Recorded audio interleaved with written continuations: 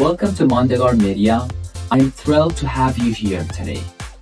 We're about to challenge the way you think about home and exile.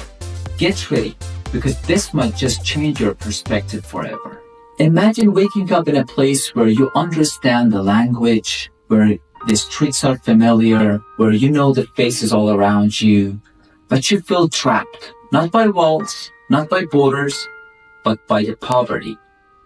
Now imagine being in a foreign land. Everything is unfamiliar. The language is strange, the culture is different, but you have financial security, freedom, and the power to shape your future.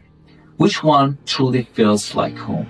We always think of Homeland as the place where we were born, a place of memories, of belonging. But what if I told you that Homeland isn't just where you come from, but where you have the power to live without fear?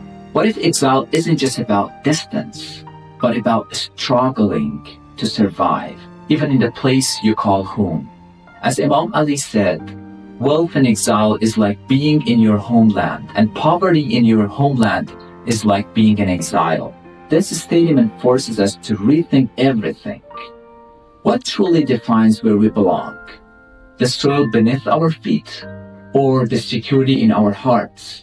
One day, I met a friend of mine, and he said something really interesting that really stuck with me forever. So he told me, I lived in my home country for years, but never truly felt at home.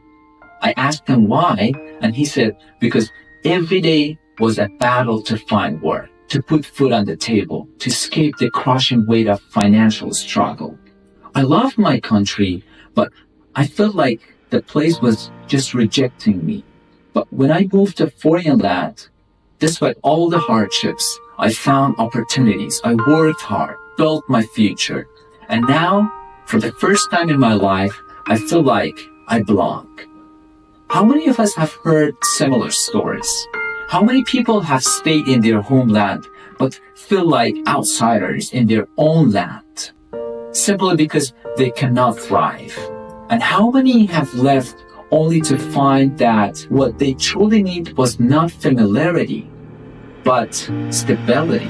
We often see exile as a punishment and homeland as a blessing. But what if I've been looking at it all wrong? What if exile is not about geography, but about struggling without a way forward? What if home is not a location, but the feeling of security and control over your own destiny? Therefore, true exile is not distance, it's poverty.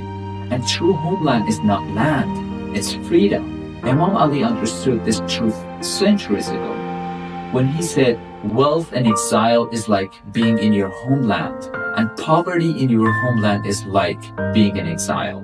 This message isn't about forgetting where we come from. It's about understanding that real belonging is about thriving, not just surviving. Seek financial security, because that is what transforms exile into home. Defeat poverty, because that is what can turn your homeland into a prison. And remember, home is not just a place, it's a state of mind. Wherever you are, if you have the ability to grow, to live with dignity, and to build your future, you are home. If this message resonates with you, I want to hear your thoughts. Do you believe that exile is simply about distance, or it's about struggling for survival? Let's discuss this in the comments.